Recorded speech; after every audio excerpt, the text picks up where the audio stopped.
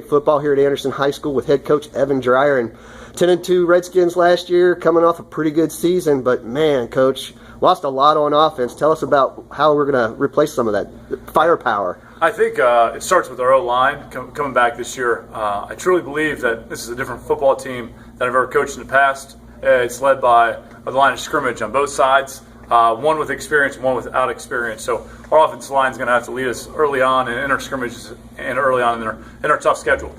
Hey, you look at some of your offensive linemen, and are you going to play some of those guys on the other side of the ball? Because, I mean, there's some big dudes, and I know you were missing a lot on the defensive line. I think the biggest thing is that can they handle it mentally, and I think that's what we're working towards in the summertime of how can they handle it mentally and can they handle it physically as we get into league play.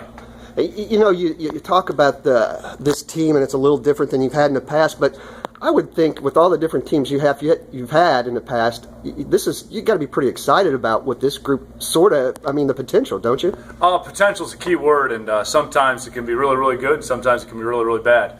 But I truly believe that if our experienced O-line helps us out and gets some guys going, and I think our defensive side of the ball is much improved in the last 2 years. I truly believe our linebacking core is going to be one of the best, hopefully in our league and hopefully in the city.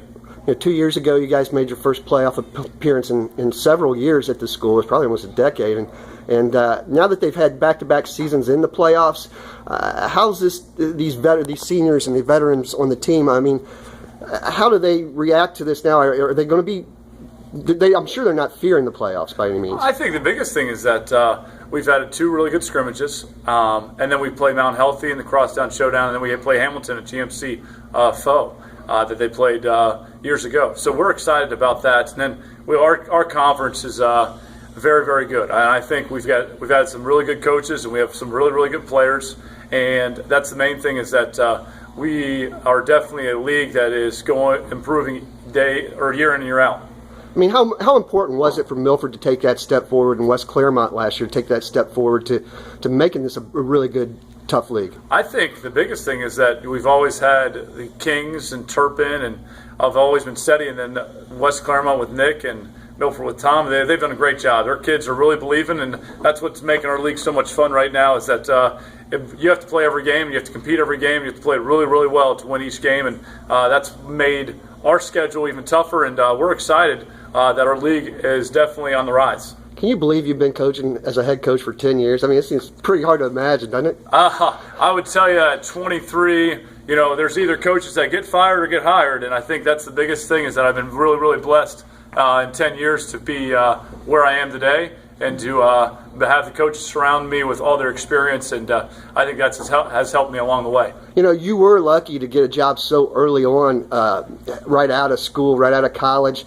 What do you say to some of these younger guys? Cody Reardon's a young kid out at Reading now. He's a first-year head coach. You got Mark Miller, who's out at Taylor's. It's going to be in his second year, a really young guy. What would you say to young guys like that coming up? I think the biggest thing that I say to those guys is just be yourself.